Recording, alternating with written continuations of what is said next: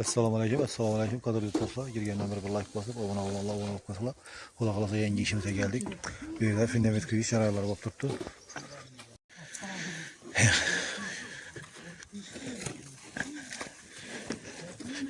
Fundamentni yerine 40 cm, balandligi 35 min, şimdi bu quyilib turibdi. Bir malxonaga quyilib turibdi fundament.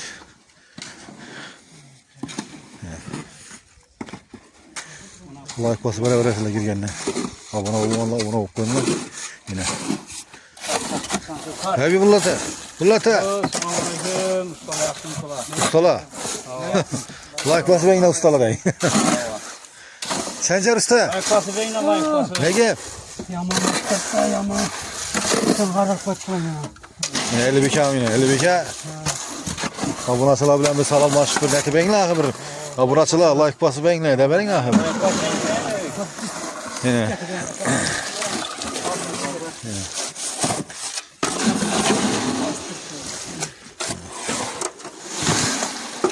Kaptalından töküşpülenen vurup sulamın bir bırak. Ya ne bolatta o ne vardı? Vibratsa. Adana göre bala veremiz bunu ha. Ya şimdi işte bu saati beraber etler yine. Abonasıların nesi var bunu? Abonasımızı cahil var. Arkadaşlar. Like basıp abone olup ne koysan var. Usta Karabügeller'e tapadılar.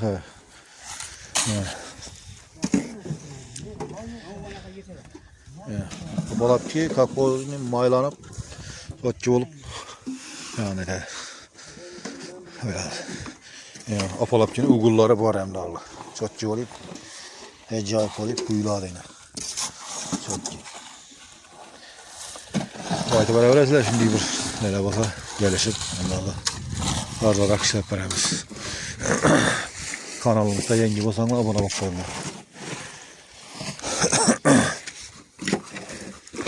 Sencer Usta miskinde. Kamera açı Sencer. Sencer. Söyle bırak coraların göre de sen ha. Maskoda coraların yok mu ya? He? Hemmesi uyanda mı? Kim de yani Ayta?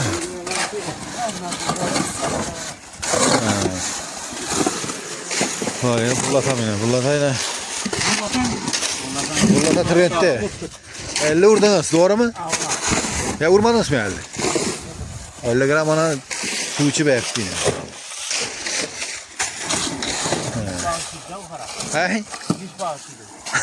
Güç bağışlı yani.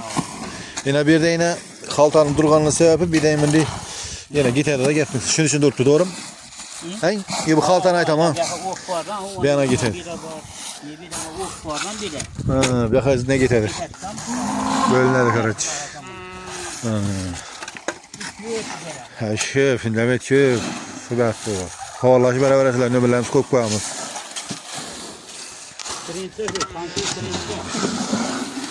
Trendte, Sancho trendte. 50 bikam ne? 50 bikam trend demez mi ya? İndi çıkarın. 50 bikam da vallahi ne? 50 bikam. Like basa yine dediğin 50 bikam.